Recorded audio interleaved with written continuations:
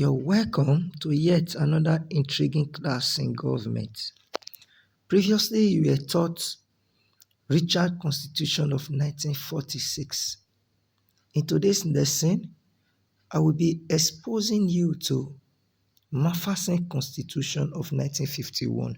Remember that in Richard Constitution, the Legislative Council was made up of 44 members, whereas in Macpherson Constitution, the Central Legislature was made up of 148.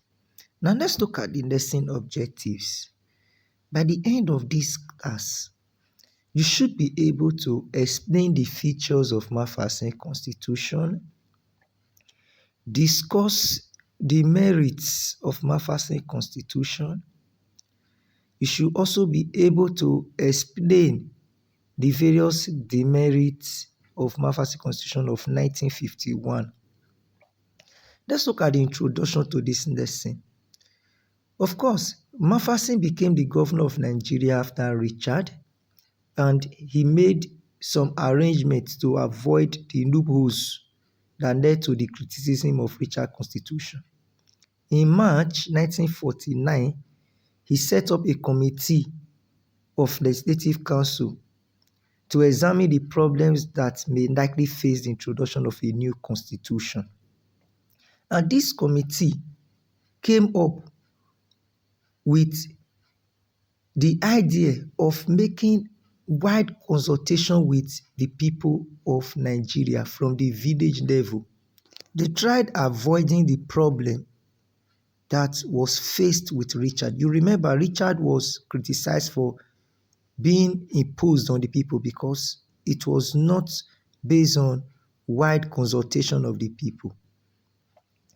Again, there was, apart from consulting the people, there was a general conference.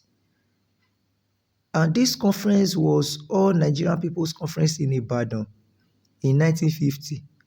This conference came up with some recommendations. And that is why the Richard Constitution has been appreciated for being homemade. Now let's look at the Ibadan All Nigeria Constitutional Conference. This conference held in 1950 in Ibadan, and it was chaired by Gerald Howe, who was the Attorney General. And the conference was an effort to come up with a durable and acceptable constitution for Nigeria, a constitution that will avoid the pitfall characterized with the Richard Constitution. Now, what were some of the recommendations of this conference that was held in Ibadan? The Ibadan conference came with a whole lot of recommendations, things that should come up as changes to the previous constitution that was not homemade. Now, one of the recommendations of this Ibadan conference was that there should be a federal system. This means that the three existing regions should be maintained. And these regions were the northern region, eastern region, and the western regions. So they should be maintained. Again, another recommendation that they came up with was the granting of autonomy. They agreed that Lagos should be made an independent municipality. What this means was that Lagos should be made an independent place or capital territory, separate from the western region. Another recommendation was political regions. According to the conference, they should be regarded to as political regions and with powers to pass legislation, and such should not be subject to approval of the central lawmaking body. However, in some cases, such legislation might be brought before the House of Representatives for debate. There is also conflicts or disagreements. What this means is that when there is conflict between the laws made at the central legislation and the one at the regional assembly, what happens?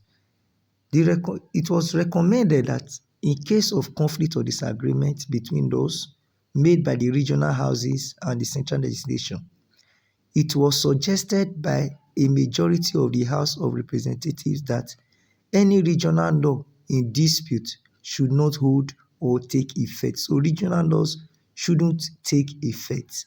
Again, there was allocation of seat disputes. Apart from the recommendations, the North were asking that they should have half of the seats that should be allocated at the central level, that half of the seats should be allocated to the North. The North also claimed that revenue from taxation should be allocated to the regions based on per capita. Thereafter, a committee was set up to look at the problems of regional representation at the center. This committee recommended the House of Representatives should have 144 elected members and that half should be from the North, 6 others to represent other interests not proportionally represented in the parliament. The Legislative Council accepted and approved the recommendations. Now let's look at the main features of Macpherson Constitution. What are the features of Macpherson Constitution? First of all, we shall be looking at the central legislature. The central legislature. This is very important. Remember, we said that the central legislature was made up of 148 members. These 148 members, 136 of them were to be elected by the Nigerian members of the regional legislature. 136 were to be elected. 68 representatives from the North, while East was having 34, West 34. So 34 from East and West each. Again, let's look at the Council of Ministers. The Council of Ministers was headed by the governor. Others were 6 official members charged with issues relating to civil service, defense, legal matters, and so on. And 12 ministers for representing each region and to come from House of Representatives. Let's look at the regional legislature. The North and Western region had a bicameral legislature. These were houses of assembly and chiefs. The Eastern region had only a house of assembly, which means the Eastern region practiced only unicameral system, whereas bicameralism was practiced in the North and Western region, House of Assembly and House of Chiefs. And let's look at the Regional Executive Council. Each region was provided with an executive council, and the head of the executive council was the lieutenant governor. The council advised the governor, but he could reject or accept such advice. Again, the 3 provinces were renamed. They became the Western, Eastern, and Northern regions. I hope you take note of the various changes in the Macpherson Constitution and how it is different from that of the Richard Constitution. Remember that Macpherson is homemade and it introduced bicameral legislature in both North and West, whereas for Richard, only the North had a bicameral legislature. Let's proceed by looking at more features of the Macpherson, which is the colony of Lagos. The colony of Lagos was still part of the Western region, so it was not made separate from the Western region. And lastly, the last feature we'll be looking at is that the chief commissioners for each province were renamed, since the provinces are now regions. So they were renamed. Instead of being called chief commissioners, they are now lieutenant governors, because the three components are now called regions, not provinces. Now, what are the merits of Macpherson Constitution? We have central legislature.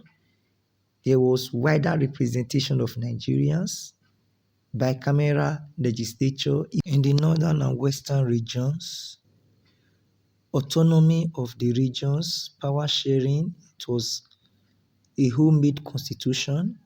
It led to formation of many other political parties. Now, what are the various demerits? There was existence of regional or ethnic politics. The people were loyal to their region and not the center. There was no responsible government at the center. In fact, there were crises in the House of Assembly at the eastern region. Again, the motion for self-government moved by Tony Nahuru was rejected by the northern representatives. Veto power of the governor. Then we also have regional political parties.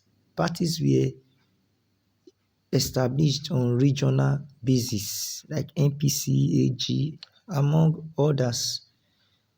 Again, there was no provision for the office of the Prime Minister. So the Macpherson Constitution did not give Nigeria a full federalism. Again, there was dual membership in the legislature. Members of the regional assembly were also part of the central legislature. In conclusion, Macpherson Constitution tried to avoid the loopholes of Richard, even though representatives were loyal to their regions and not to the center. Again, the Constitution can be commended for being a homemade constitution. This is all I have for you today. Till we meet in our next class. Goodbye.